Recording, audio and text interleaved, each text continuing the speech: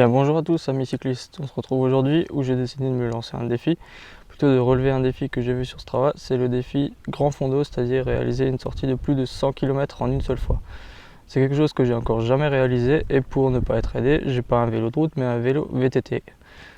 En effet, j'ai pas de vélo route, donc j'ai pris mon vélo classique, c'est-à-dire un VTT, pour effectuer ce challenge. Donc c'est pas gagné, pour l'instant je suis à 4 km et 39 mètres de dénivelé sur environ 600 mètres de dénivelé prévu sur les 100 km. Au niveau de la météo c'est nuageux, il n'y a pas de soleil mais tant qu'il n'y a pas de pluie ça me va aussi. Et pour se motiver on a le beau paysage alsacien, on va traverser aujourd'hui les vignobles et les champs de maïs.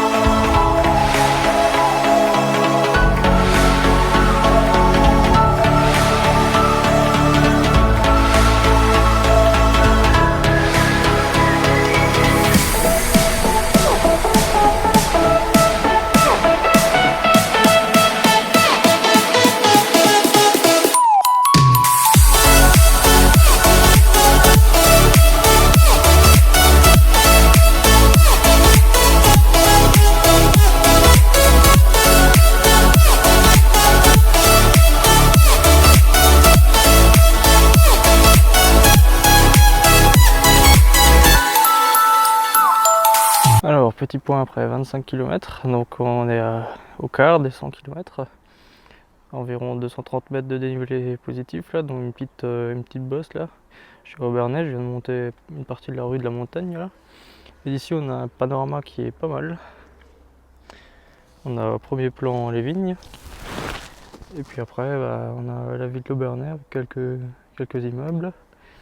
Un peu plus loin on a la plaine d'Alsace et tout au fond on a la forêt noire en Allemagne.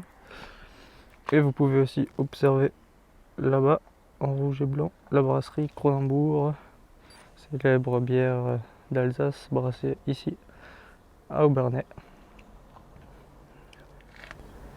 Donc un quart du parcours est fait. Physiquement ça va, niveau météo c'est limite mais ça se tient, il y a de temps en temps quelques gouttes. J'espère que ça va tenir et que je vais pouvoir finir ces 100 km sans être complètement trempé, en tout cas par la pluie. Petite info aussi, une grande partie du parcours que je reprate aujourd'hui, c'est en fait l'Eurovéloroute 5 qui est aussi en partie la véloroute du vignoble qui emprunte du coup en partie la route des vins et en partie des pistes cyclables dédiées entre Marlenheim dans le Bas-Rhin et Thann dans le Haut-Rhin. Voilà. Et voici le VTT que je traîne, qui est pas tout léger.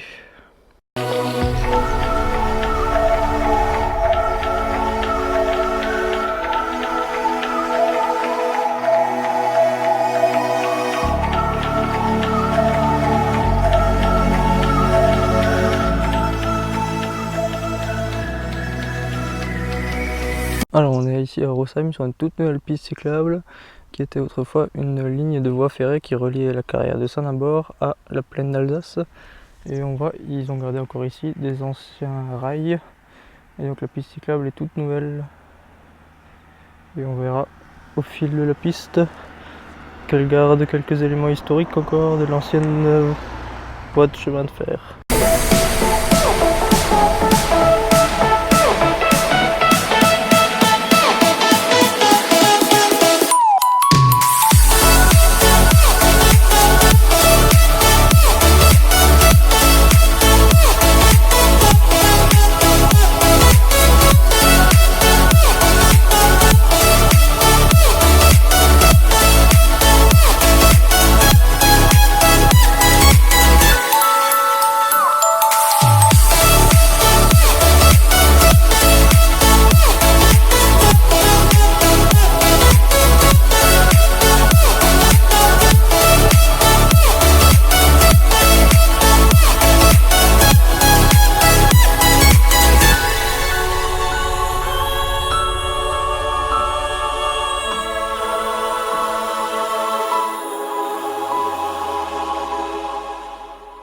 On est donc ici au bout de la piste cyclable, Rosheim-Saint-Nabord. On est sur le site de la carrière de Saint-Nabord. Enfin, en quelque sorte, on est sur une partie, on va dire,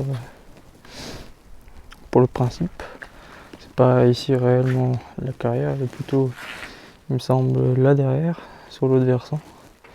Mais c'est la symbolique du lieu, avec cette piste cyclable qui emprunte l'ancien tracé des voies de chemin de fer, qui permettait d'acheminer des matériaux, de sortir les matériaux de la carrière et de les emmener vers, entre guillemets, la vallée, plutôt la plaine d'Alsace, par là-bas, en passant par Rosheim, Trott, pour aller à Obernai et ainsi de suite.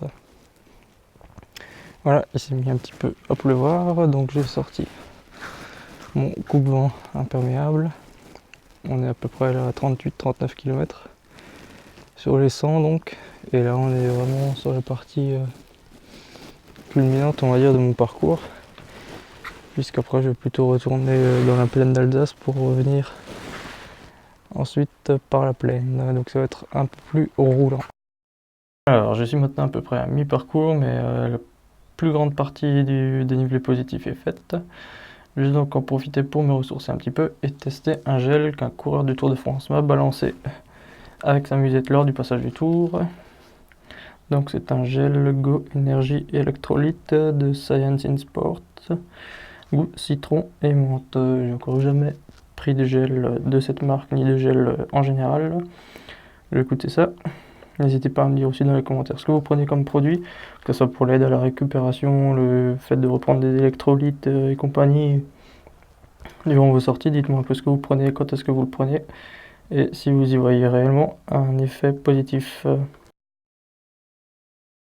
Alors niveau goût c'est un peu bizarre, on va voir maintenant ce que ça va donner niveau efficacité. Mais à choisir, j'aurais peut-être essayé un autre goût que ça. Malgré que citron et menthe, ça avait l'air très prometteur. Sinon c'est sympa, leurs petits abris qu'ils ont fait là. Et la piste en général est quand même très qualitative. Même s'il y a certaines choses, on ne sait pas trop ce que c'est, comme ces plaques en acier là-bas. Je sais pas ce que c'est censé représenter. Mais en tout cas, elles sont là. Après, l'acier que vous voyez là, c'est de l'acier entre guillemets rouillé.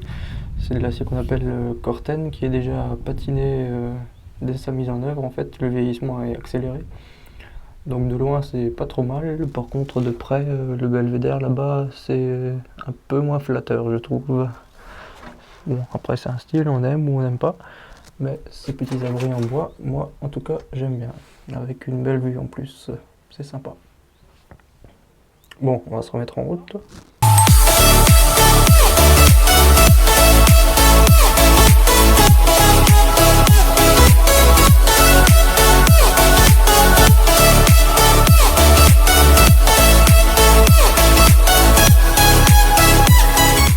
Bon, alors au bout de 2h30, 3h sur le vélo là, on commence un peu à me faire chier là.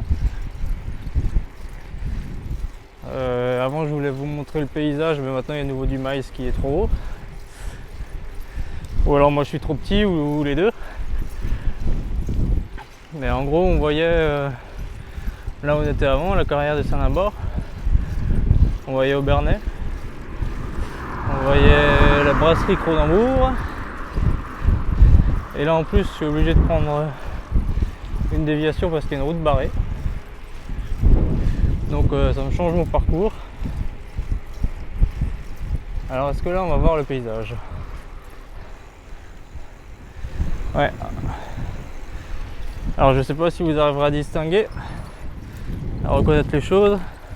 Ah, 11x5, on est à 55 km. Donc là-bas en rouge et blanc vous avez toujours encore la brasserie Cronenbourg. Et là-bas à droite du pylône, on reconnaît au fond un peu des matériaux bruns, c'est la carrière, avec le belvédère où on était avant. Et au final, d'où est-ce qu'on vient, d'où est-ce qu'on est parti, et bah, à peu près tout droit là-bas. Donc maintenant, il faut retourner là-bas. Voilà, une station d'épuration, super.